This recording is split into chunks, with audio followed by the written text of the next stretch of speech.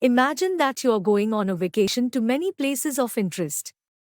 You pack your bags and go to Rishikesh, where you see the river Ganga flowing through the mountains.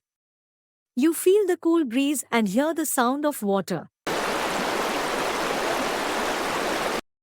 You notice many kinds of plants and animals near the river, such as ducks, fish, lotus, algae, and water lilies.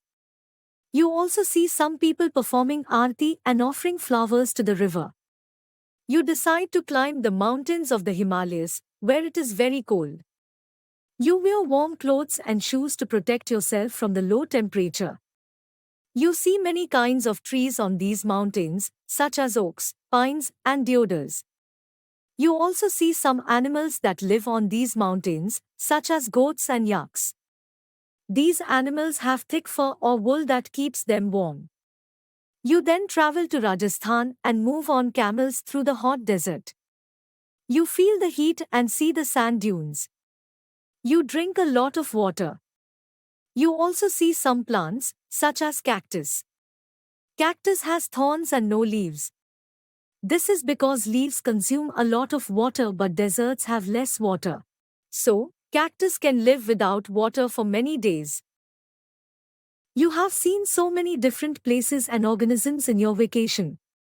You realize that all these places are very different from one another. Some are cold, and some are hot and dry. And yet all of them have many living creatures of various kinds. You also realize that all these living creatures have some features that help them to live in their surroundings. Like, consider this: have you ever seen a camel and a fish in the same place? Probably not, right? That's because camels and fish live in very different places. Camels live in deserts, which are hot, dry, and sandy. Fish live in water, which is wet and cool.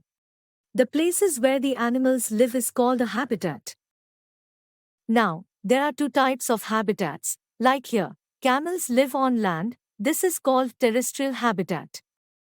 Terrestrial habitat can be of many types, like deserts, forests, grasslands, and mountains. Now, the fishes live in water. This is called aquatic habitat. Lakes, rivers, and oceans are some examples of aquatic habitats. So, how do these animals survive in such different habitats? This brings us to another concept of this chapter, which is adaptation. Look at this camel. What do you see? Yes, it has very long legs and a big hump on his back. The long legs keeps them far away from the hot sand. Now, what about humps? They can store water in their humps. They excrete small amount of urine. Their dung is dry and they do not sweat. Since camels lose very little water from their bodies, they can live for many days without water, which helps them to survive in dry environment with less water availability.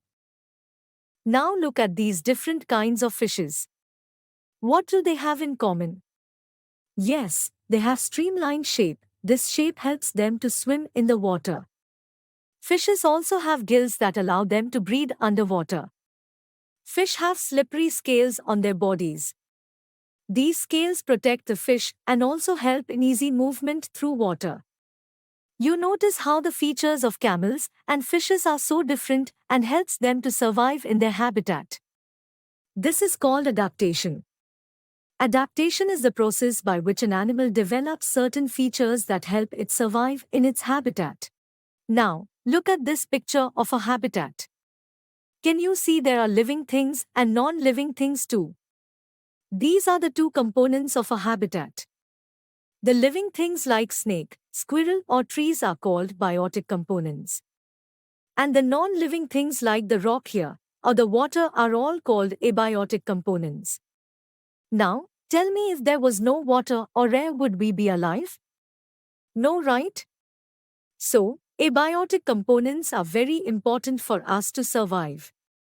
This brings us to the end of this video. Next time, when you visit any place, notice the different types of organisms living there and wonder how do they survive in those places.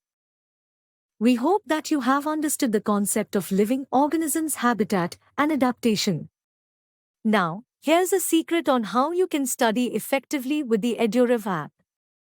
You can learn with chapter notes, watch video lectures, and solve NCERT-based MCQ tests of this chapter on EduRev. And that's not all, you also get amazing courses for Class 6 and much more for your Class 6 preparation. Thank you.